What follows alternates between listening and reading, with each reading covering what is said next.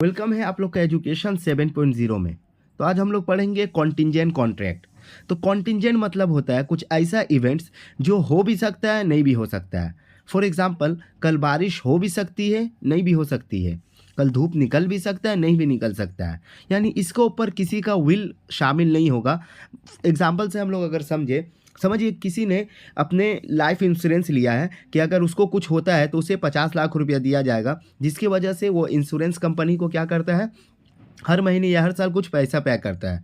तो insurance company 50 lakh उस इंसान को कब देगा, जब उसका एक्सीडेंट होगा या उसका डेथ हो जाता है तब देगा ना। मतलब इधर इवेंट्स अगर उसका डेथ हुआ तब देगा, अगर नहीं हुआ तो नहीं देगा। यानी कॉन्टिंजेंट कॉन्ट्रैक्ट किसी चीज़ के होने पर या नहीं होने पर करता है। ये तो हुआ होने की बात। चलिए हम लोग नहीं होने का देखते। समझिए एक इंसान गया बैंक गया, वो 50 लाख का लोन लिया, ठीक है, और गारंटी के तौर पर अपना ज़मीन और घर की कागजात यानी दे दिए उसको, मतलब वो दोनों दे दिए। तो क्या हुआ, ये दोनों में एग्रीमेंट बन गया।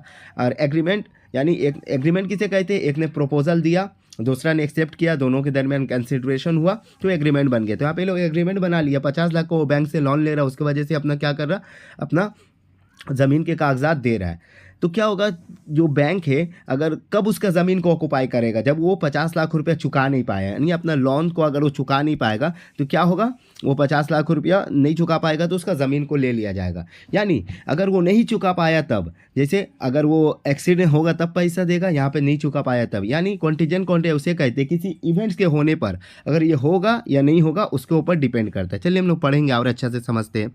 तो क्या है contingent contract. Contingent contract under the Indian contract act 1872। तो contingent contract Indian contract act के 1872 इंडियन कॉन्ट्रैक्ट में बताया जाता है। A contingent contract is defined in the section 31 of the Indian contract act 1872। यानी कॉन्टिंजेंट कॉन्ट्रैक्ट सेक्शन 31 में बताया गया है। इसमें क्या कहते हैं कि it is a contract where the performance of an obligation is depend on the occurrence or non-occurrence of a future uncertain events। तो क्या है, कॉन्ट्रैक्ट कब बनता है, उस वक्त होगा, वो एक इवेंट्स पे डिपेंड होता है, या तो वो चीज़ हो या नहीं हो, उस पर डिपेंड होता है फ्यूचर इवेंट्स पे। एग्जाम्पल क्या है, अगर हम लोग एग्जाम्पल देखें तो इसमें क्या बताया जा रहा है एग्जाम्पल में, इंश्योरेंस कॉन्ट्रैक्ट क्या है, अ कॉन्ट्रैक्ट टू पे कंपनसेशन इफ एन एक्सीडेंट और लॉस ओकर is contingent because is depend on the uncertain events of the accident और लॉस। यानी एक इंश्योरेंस कोई बनाया है, ठीक है, कोई लाइफ इंश्योरेंस बनाया है, तो वो इंश्योरेंस कंपनी पैसा कंपनसेशन कब देगा, जब उसका एक्सीडेंट होगा, ठीक है, तब देगा। यानी ये होने पर अगर किसको नुकसान होगा तब, यानी इंश्योरेंस बनाया एक्सीडेंट का, उसको एक्सीडेंट होगा तभी पैसा दिया जाएगा, ठीक है। तो हम लोग अब उसका रूल्स देखेंगे और बेहतर तरीके से हमें समझ में आएगा। तो क्या है रूल्स ऑफ कॉन्टिंजेंट कॉन्ट्रैक्ट, इसमें क्या बताया जा रहा, the rules of contingent contract is govern by the section 32 to 36 of the Indian contract act, ठीक है। इंडियन कॉन्ट्रैक्ट एक्ट के सेक्शन 32 से 36 में रूल्स बताया गया कॉन्टिंजेंट कॉन्ट्रैक्ट का। तो फर्स्ट रूल क्या है, पहला रूल है कि contingent of an the events happen, section 32 में बताया अगर कोई इवेंट्स होगा तब ये बनेगा। मतलब if a contract is contingent on the happening of an events it can not be enforce until the event occurs. Example, A agrees to pay B 10,000 if B's ship arrives safely the contract is enforceable only when the ship arrives। तो ये क्या है, section 32 में क्या होने पर, example क्या बता रहा है, ए ने बी से कहा मैं तुमको 10,000 रुपये दूंगा उस वक्त जब आपकी जहाज़ सेफली तौर पर वापस आ जाएगी।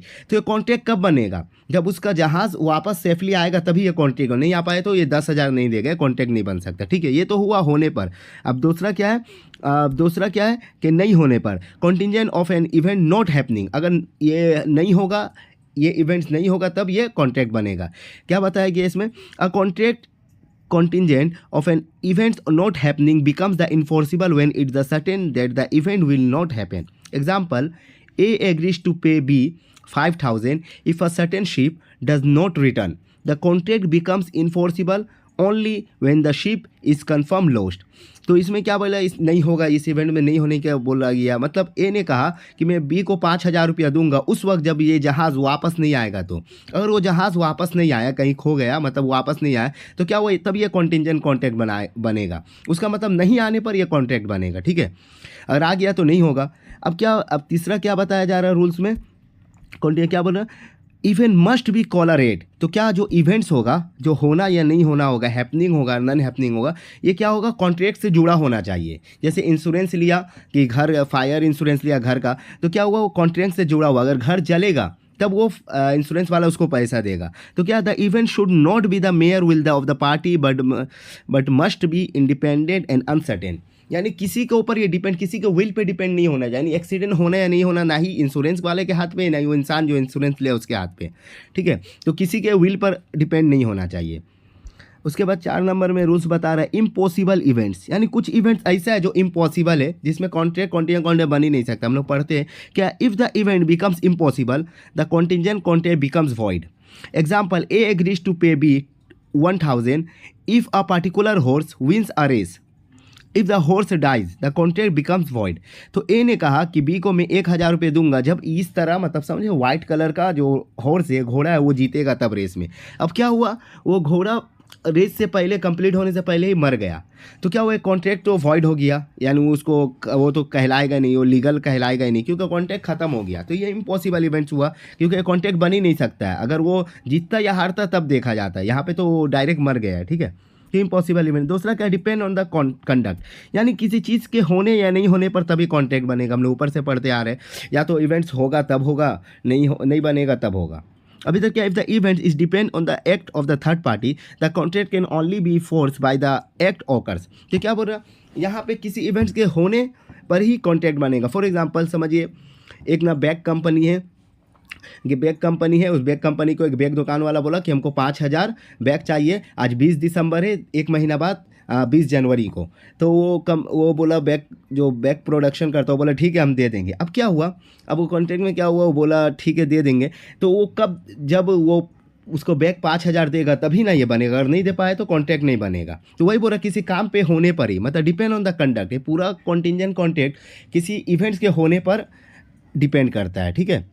अब उसके बाद इलीगल और अनलॉफुल इवेंट्स। अब देखिए, अगर हम लोग कॉन्टिजेंट कॉन्ट्रैक्ट बना रहे किसी इवेंट्स के होने नहीं होने, वो इलीगल हुआ तो ऑलरेडी वॉइड कहलाएगा। फॉर एग्जांपल क्या, it events is the illegal और involves unlawful activities the contract is void. देखिए वॉइड मतलब क्या होता है, वॉइड एक लॉफुल वर्ड है। वॉइड मतलब होता है जो शुरू से ही इलीगल कहलाए। फॉर एग्जांपल समझिए, एक इंसान ने कोई नेकलेस चोरी किया, ठीक है। अब 2 आदमी बोल रहे हैं कि ये नेकलेस अगर सही से लेकर आ गया तो मैं इसको 2 लाख रुपए दूंगा। अब देखिए, वो सही से अगर लाया तब कॉन्टिजेंट कॉन्ट्रैक्ट बनेगा, लेकिन वो चोरी किया हुआ चीज़ है तो ऑलरेडी वो तो इलीगल है, गैर कानूनी है। तो क्या होगा, वो कॉन्ट्रैक्ट शुरू से ही वॉइड कहलाएगा, शुरू से ही इलीगल कहलाएगा। तो मैं उम्मीद करता हूँ आपको ये वीडियो समझ में आया होगा और अच्छा लगा होगा। अगर ये वीडियो आपको अच्छा लगा तो लाइक, शेयर एंड सब्सक्राइब जरूर करें। Thank you.